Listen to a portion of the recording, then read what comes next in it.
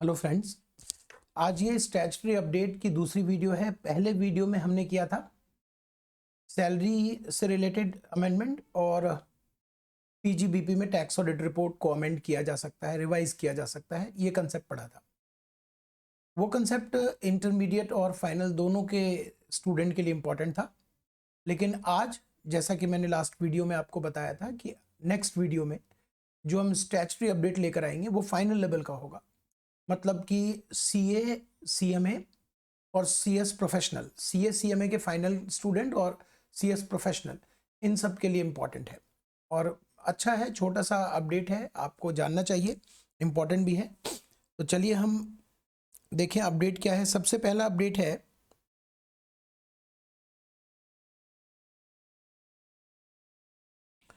Section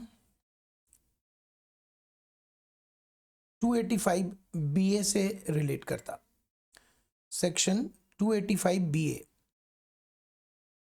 पहले मैं एक छोटा सा ब्रीफिंग करा दूं और फिर बताता हूं उसमें चेंज क्या है। 285 बीए क्या कहता है, आइए ज़रा उसे समझें। और पहले आप समझ लो, फिर आप बेशक कॉपी कर सकते हो। दोबारा से वीडियो पॉज करके बाद में कॉपी कर लेना, पहले आप समझ लो। 285 बीए कहता है obligation to furnish statement of financial transaction, statement of financial transaction और रिपोर्टेबल अकाउंट। इसके लिए रूल 114 ई बनाया हुआ है। और अगर मैं रूल के साथ कनेक्ट करके 285 बीए पढ़ूं तो वहां पर कुछ लोगों को स्पेसिफाइड किया गया है, कुछ व्यक्ति को स्पेसिफाइड किया गया है। स्पेसिफाइड पर्सन वो कहलाते हैं स्पेसिफाइड पर्सन। स्पेसिफाइड पर्सन जिनको रिपोर्ट करना है, जो रिपोर्ट करेंगे, वो है यहां पर स्पेसिफाइड पर्सन। और वो पर्सन कौन होंगे? जो डॉक्यूमेंट्स बुक्स ऑफ अकाउंट्स को या तो रजिस्टर्ड करने के लिए लायबल है या मेंटेन करने के लिए रिस्पॉन्सिबल थे।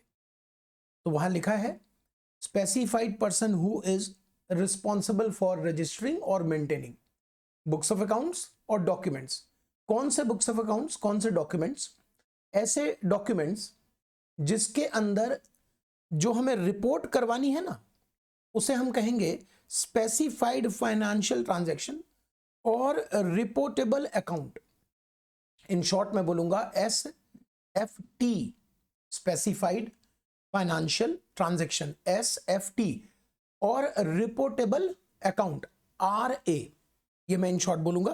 तो जो बुक्स ऑफ अकाउंट्स और डॉक्यूमेंट्स के अंदर, जिसके अंदर ये चीजें हैं, उसे मेंटेन या रजिस्टर्ड करने वाले व्यक्ति को सरकार कहती है कि आप हर वर्ष, एवरी फाइनेंशियल ईयर में जो ये ट्रांजैक्शंस होंगे, आप उसका रिपोर्ट स्टेटमेंट के फॉर्म में 61A फॉर्म, देखिएगा जरा, ये फॉर्म 61A, इसके अंतर्गत आप प्रेस्क्राइब्ड इनकम टैक्स अथॉरिटी को सबमिट करें नेक्स्ट ईयर के 31 मई तक। तो 31 मई of the next financial year आ सकता है कि ड्यू डेट क्या है, 31 मई ऑफ नेक्स्ट फाइनेंशियल ईयर, ये ड्यू डेट है। फॉर्म 61A में फाइल किया जाता है। ये क्या है? ये स्पेसिफाइड फाइनेंशियल ट्रांजैक्शन और रिपोर्टेबल अकाउंट, ये फर्निश करना है। अब आप 114E रूल में जाएं, मेरे बुक में भी है, आपने जहां भी जैसा पढ़ा है उस बुक में भी होगा, आप स्टडी मटेरियल में देखोगे वहां भी मिल जाएगा और इंटरनेट पे भी मिल जाएगा। 114A, उसमें डिटेल है, 13 लोग हैं, 13 कैटेगरी है और ट्रांजैक्शंस है, किस किस ट्रांजैक्शंस की रिपोर्टिंग करनी है। ठीक है, ये तो रहा जो 285BA है और उसके साथ रूल 114E है। रिपोर्ट किसको करना है? वहां लिखा हुआ है डायरेक्टर ऑफ इनकम टैक्स या joint director of income tax, जो इंटेलिजेंस एंड क्रिमिनल इन्वेस्टिगेशन में इन्वॉल्व है, वो जो अलग उनका विंग्स बना होता है, उनको रिपोर्ट करना है। ओके, अब हम यहां पर आते हैं अमेंडमेंट में। यह है आपका अमेंडमेंट जो 12 मार्च 2021 से 12 मार्च 2021 से इफेक्टिव होगा, मतलब हो चुका, 12 मार्च 2021 से इफेक्टिव हो चुका। सबसे पहली बात तो इसे लाने का मकसद क्या था, हम उस पर बात करेंगे। इसे लाने का मकसद क्या था? मकसद यह है, जब आप जानते हो आज इनकम टैक्स रिटर्न जब आप फाइल करते हैं तो बहुत सारे कॉलम प्री फिल्ड होते हैं। पहले से भरे होते हैं, जिसमें ब्याज भी पहले से भरा होता है, जो बैंक के द्वारा हमारे पास पहुंचती है जानकारी, तो ब्याज भी पहले से भरा होता है।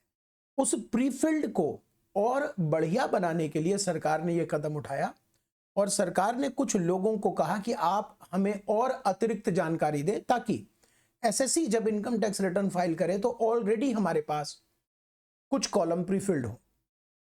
उससे दो फायदे होंगे, एक तो एसएससी का समय भी बचेगा, कुछ टेक्निकल प्रॉब्लम भी नहीं आएगी, सब कुछ पहले से भरा होगा, और दूसरा एसएससी छिपा भी नहीं पाएगा किसी ट्रांजैक्शन को, सरकार को पकड़ने में आसानी होगी, सरकार के पास सारी रिपोर्ट पहुंच जाएगी। तो यहां पर 114E में सब रूल 5A इंसर्ट किया गया 12 मार्च 2021 से।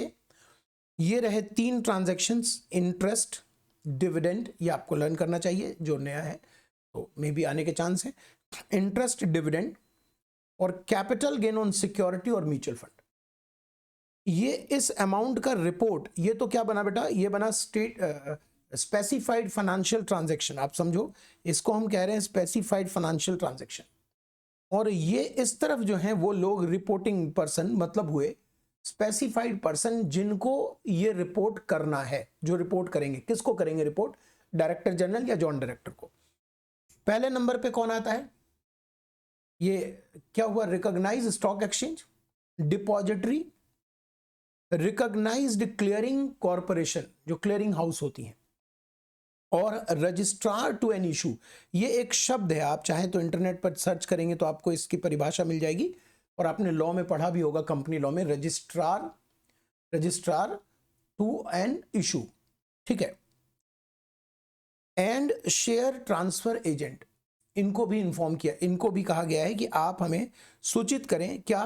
कैपिटल गेन ऑन सिक्योरिटीज और म्यूचुअल फंड, सिक्योरिटी और म्यूचुअल फंड पे जो कैप गेन अराइज हो रहा है एसएससी का, उसकी रिपोर्टिंग आप हमें कर दें, ताकि ये डिटेल प्रीफिल्ड कॉलम में चला जाए। डिविडेंड की रिपोर्टिंग किसको करने को कहा गया है? कंपनी को। तो डिविडेंड, सिंस डिविडेंड अब टैक्सेबल होने लगा है, आप जानते हैं डिविडेंड टैक्सेबल है, तो कंपनी को ये रिपोर्टिंग करनी पड़ेगी, ताकि सरकार इनकम टैक्स रिटर्न के प्रीफिल्ड कॉलम में इसको भरवा सके। ब्याज बैंक तो रिपोर्ट करती ही थी, डिटेल आ गई, बैंक भी रिपोर्ट करेगी, कोऑपरेटिव बैंक भी, पोस्ट मास्टर जनरल जो पोस्ट ऑफिस में आप करते हो, और NBFC, non banking financial company, इनको भी रिपोर्ट करना पड़ेगा। तो ये 3 नए लोग आए हैं और 3 नया ट्रांजैक्शन आया है। ये अमेंडमेंट जो स्टैट्यूटरी अपडेट में है, आप पढ़ भी सकते हो, ठीक है। साथ ही साथ ये जो कि इसमें कोई चेंज नहीं है, ये तो बस मैंने एक ब्रीफिंग के लिए उठा लिया है कि अगर आप 285, क्योंकि एग्जाम में अगर ये 3 नए लोग आए, इससे रिलेटेड कोई क्वेश्चन आता है, तो आप सिर्फ इतना ही नहीं लिखेंगे कि किसको रिपोर्ट करना है, बल्कि आपको ये भी लिखना पड़ेगा कि कब तक रिपोर्ट करना है। फॉर्म नंबर याद रहे, बहुत अच्छी बात है। और इसके साथ ये जरूर आपको लिखना पड़ेगा कि रिपोर्टिंग में अगर हमने गलती की तो पेनल्टी क्या है। मे बी पेनल्टी से रिलेटेड भी कनेक्टेड क्वेश्चन आए उसके साथ, तो आपको लिखना पड़ेगा। पेनल्टी यहां पर बहुत इंटरेस्टिंग है, ध्यान से सुनिए। 2 प्रकार की पेनल्टी है यहां पर, जो पेनल्टी हम बात करेंगे तो 2 प्रकार की पेनल्टी है। पहली पेनल्टी इनएक्यूरेट स्टेटमेंट फर्निश करने में, यानी आपने अगर स्टेटमेंट में गलत चीज फर्निश की तो ये पेनल्टी लग जाती है। इस पेनल्टी को 271 FAA में इंसर्ट किया हुआ है, 271 FAA में अगर आपने इनएक्यूरेट गलत इंफॉर्मेशन फर्निश की तो, और अगर आपने विद इन टाइम स्टेटमेंट नहीं फर्निश किया 31 मई ऑफ नेक्स्ट फाइनेंशियल ईयर, तो इसकी पेनल्टी है 271 FA में। याद रहेगा 271 FA और 271 AA। FAA में गलत इंफॉर्मेशन दिया तो 50,000 की पेनल्टी है पर इंफॉर्मेशन, ऑब्वियस है, जो भी आप गलती करेंगे। और अगर आपने report with in time submit नहीं किया तो पेनल्टी बहुत इंटरेस्टिंग है, सुनिएगा ध्यान से, जानते होंगे आप। जैसे ड्यू डेट आपको पता है 31 मई of next financial year, transaction जिस वर्ष होता है उसके अगले फाइनेंशियल ईयर के 31 मई तक, ताकि सरकार रिटर्न फाइलिंग से पहले एसएससी की डिटेल वहां पर पहुंचा दे सके। अगर आपने नहीं फर्निश किया तो 500 रुपये पर डे जब तक आप फेलियर हैं। 4 महीने 6 दिन तो गिन लीजिए, 4 महीने 6 दिन कितने दिन हुए, पर डे 500 रुपये है। अब मैं आपको एक छोटा सा रेफरेंस देने जा रहा हूं, 285 BA सबसेक्शन 5 का। ये रेफरेंस है। क्या रेफरेंस है? 285 BA जो बताता है कि स्पेसिफाइड पर्सन को स्पेसिफाइड फाइनेंशियल ट्रांजैक्शन और रिपोर्टेबल अकाउंट की जानकारी स्टेटमेंट फर्निश करनी होगी। वहां सबसेक्शन 5 में यह भी लिखा है कि जो ड्यू डेट हमने बताया रूल 114E में, अगर वो ड्यू डेट गुजर जाता है और स्पेसिफाइड पर्सन ने स्टेटमेंट नहीं फर्निश किया तो इनकम टैक्स अथॉरिटी के पास यह अधिकार होगा कि वो स्पेसिफाइड पर्सन को नोटिस सर्व करे और नोटिस के अंदर टाइम लिमिट प्रेस्क्राइब्ड करे। विद इन दैट टाइम उसको वो फर्निश करना पड़ेगा। तो मान लेते हैं 31 मई 2022 ड्यू डेट है, पर्टिकुलरली ले लेते हैं, और हम एक दिन उठाते हैं कि आज का दिन जो है वो है 6 जून 2022। तो 6 दिन तो आप डिले हो ही गए हैं, तो 6 दिन का ये 500 रुपये पेनल्टी तो लगी जाना है। अब मान लेते हैं 6 जून को नोटिस भेजा गया और नोटिस में कहा गया कि आप 30 दिन के अंदर फर्निश करें, और वो 30 दिन अगले 24 और 6 मान ले 6-7 को एक्सपायर हो गया, 30 दिन, और 30 दिन तक भी उसने नहीं फर्निश किया, यानी कि नोटिस के टाइम लिमिट के अंदर नहीं फर्निश किया। इसको अगर हम डायग्राम में देखेंगे तो डायग्राम इस प्रकार से मैं बना सकता हूं कि ये मान लीजिए 21-22 का वर्ष है और यहां पर ड्यू डेट है और यहां नोटिस इशू हुआ। नोटिस ने हमें समय सीमा दी, टाइम लिमिट दिया। ऐसा कर लेते हैं, देखिए नोटिस ने हमें समय सीमा दिया। 2 ऑप्शन हो सकता है। एक, नोटिस के समय सीमा के अंदर हमने स्टेटमेंट फर्निश कर दी, तब तो आपको पेनल्टी लगेगी 500 रुपए वाली। 500 रुपए वाली तो चलती रहेगी ना पेनल्टी, तो 500 रुपए वाली पेनल्टी लगेगी अगर आपने विद इन टाइम भी सबमिट कर दिया। क्यों? क्योंकि ओरिजिनल टाइम ड्यू डेट तो गुजर चुका ना, 31 मई ये ओरिजिनल टाइम जो है वो तो गुजर गया। उसके बाद कुछ दिनों के बाद नोटिस भेजा गया और आपको 30 दिन का समय दिया गया, with in that time limit आपने सबमिट कर दिया स्टेटमेंट, तो पेनल्टी तो फिर भी लगेगी 31 मई के बाद से पर डे जितना भी फेलियर है। दूसरा हम केस लेते हैं कि आपने विद इन टाइम जो नोटिस में टाइम दिया गया था वहां ना करके आपने यहां किया, तब क्या होगा? तब 2 पेनल्टी लगेगी। एक तो ये जो नोटिस की आखिरी समय सीमा है वहां से आप जहां पर सबमिट करोगे फेलियर, जहां तक आप फेलियर हो, 1000 रुपए पर डे, और जो ओरिजिनल टाइम है वहां से यहां तक वो जो 500 रुपए पर डे वाला है वो तो अलग ही रहेगा। तो जरा देखिए, ड्यू डेट गुजर गया तो 500 रुपए पर डे है, ठीक है। और एक 285 BA सबसेक्शन 5 में जो बताया गया था कि नोटिस भेजा जा सकता है, समय दिया जा सकता है, उस समय के अंदर अगर आपने नहीं दिया तो 1000 रुपए पर डे। ये 1000 रुपए पर डे कब से लगेगा? वो जो नोटिस का समय दिया गया है ना, वो समय जहां एक्सपायर हो रहा है उसके बाद से 1000 रुपए पर डे लगेगा। और वो जो 500 रुपए वो तो लगेगा ही, जब तक आप नहीं स्टेटमेंट देंगे तो 500 तो लगना ही है। तो मैंने दोनों केस डिस्कस कर दिया। मान लिया जाए कि नोटिस के अंदर, नोटिस के बताए हुए समय के अंदर आपने स्टेटमेंट फर्निश कर दिया है, तब क्या होगा? तब भी 500 रुपए वाली पेनल्टी तो चली रही थी, वो तो चलेगी वहां तक।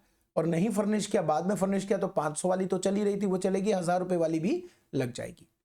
ठीक, इसमें कोई चेंज नहीं था। मैंने डिस्कस क्यों किया आपको समझ आ गया। चलिए, तो एक स्टैट्यूटरी अपडेट तो हमने ये कर लिया। नेक्स्ट स्टैट्यूटरी अपडेट जो है वो है ट्रांसफर प्राइसिंग से रिलेटेड। अगला स्टैट्यूटरी अपडेट ट्रांसफर प्राइसिंग से रिलेटेड है। अच्छा, लास्ट वीडियो में भी मैंने कहा था कि इसका लिंक आपको दे दूंगा, लिंक दिया नहीं मैंने, इस वीडियो में लिंक दे देता हूं। लास्ट वीडियो में भी एडिट करके लिंक डाल देंगे।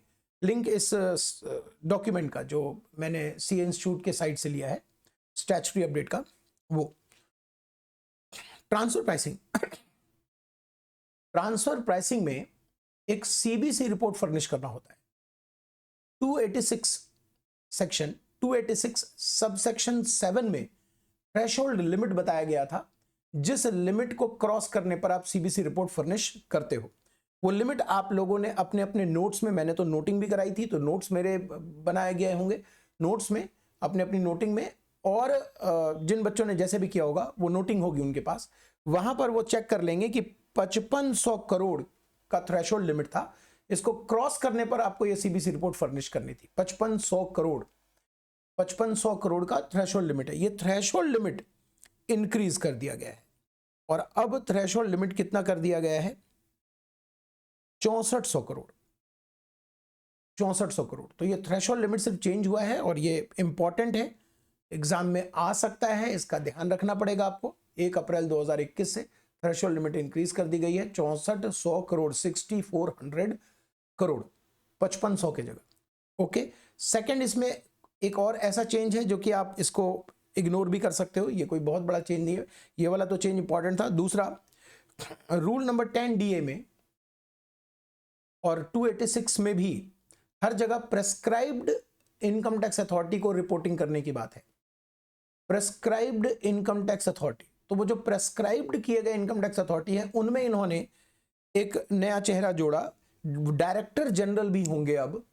Prescribed income tax authority director general भी होंगे, डायरेक्टर जनरल होंगे, डायरेक्टर जनरल, सॉरी, पहले तो डायरेक्टर जनरल था ही, अब ज्वाइंट डायरेक्टर होंगे, जिनको प्रिंसिपल डायरेक्टर जनरल ने डेजिग्नेट किया है।